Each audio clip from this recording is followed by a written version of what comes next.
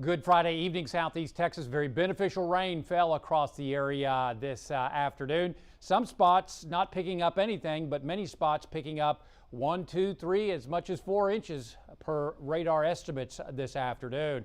Otherwise, we're going with about a 30% coverage, 30 to 40% coverage here in the Triangle tomorrow. Rain chances go down Sunday and Monday. Then it looks like normal chances for rain as we head towards the middle and latter part of next week as high pressure weakens and moves towards the southeastern U.S. Taking a look at 2022 this year as far as the drought, yeah, it's bad. Obviously worse towards our southwest. We're in mainly a moderate drought in southeast Texas, although western Jefferson and Chambers County are in a severe to extreme drought. We're running some 9.53 inches below normal at Jack Brooks Regional Airport. This pales in comparison to the drought of 2011. Remember that? We had trees dying because of it. Look at the extended or exceptional drought over most of the state, even into East Texas. That's the top of the scale across East Texas and even into Beaumont, as you can see. And that was probably the worst drought that has happened in my lifetime of a good 50 years. But again, we were a good 14, almost 14 and a half inches below normal on rainfall. So as you can see, no comparison really. In some spots it is. Otherwise, showers and storms winding down over our area. A lot of clouds out there now, but we're watching where the rains came from with great interest. They developed up into northern Mississippi and Alabama, moved south across Louisiana all night, and then right on into southeast Texas late this morning and into the early afternoon hours. Notice it's a line. That is an outflow boundary. You can see the line right there moving right on into southeast Texas all the way from northern Mississippi and Alabama. Why is that occurring? Well, we've got high pressure over towards our northwest, so it's rotating around the outer periphery of that high. So higher pressure is up towards, say, Tyler and the Red River Valley compared to our area. Otherwise, tonight we're expecting, well, any shower activity to end over the next hour or so with decreasing cloudiness overnight. We'll go with the mid-70s in the lakes into the mid to upper 70s in the Triangle for lows overnight. Then tomorrow we'll go with a 30 to 40% coverage in the Triangle.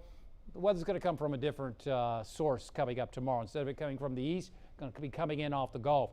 And we'll go with a 20, maybe 30% coverage in the lakes area. But I think we're pretty confident we'll see lower rain chances coming up tomorrow. So not too much in the lakes. Still highs in the mid-90s are expected across the region. So the high is over towards the Four Corners region. Notice the winds, as the circulation brought it right on into area. That's going to be changing as the high will be moving into the Central Plains as we work through the weekend and we get more of an easterly flow, but there's no disturbances rotating around. So then the high will weaken further and move off to the south and east. At the same time, any disturbances coming in off the Gulf of Mexico and moisture will come right on into Texas and Louisiana as that high dives off to the south and east over South Carolina and Georgia. So this is the pattern change we've been talking about, and that'll bring us more normal rainfall and more normal temperatures. This time of year, we should be seeing a 30 to 40% coverage each afternoon and highs in the lower 90s, and that's exactly what we're forecasting the middle and latter part of next week. On the Gulf of Mexico, looking at slightly choppy seas tomorrow, around 2 feet and a south wind at 10 knots. Our forecast tonight, any rain ending, and we'll see decreasing cloudiness. Still going to be warm and humid. Mid-70s lakes, mid to upper 70s Triangle with a light south wind. Tomorrow, 30, maybe 40% coverage Triangle, 20 to 30% coverage in the lakes. Still going to be hot and humid. We expect heat indices around 103 to 106 tomorrow with those highs in the low to mid-90s. So rain chances start coming on down on Sunday and Monday. We'll go just a 20% coverage as that high builds into the Central Plains, kind of ridges back into our area.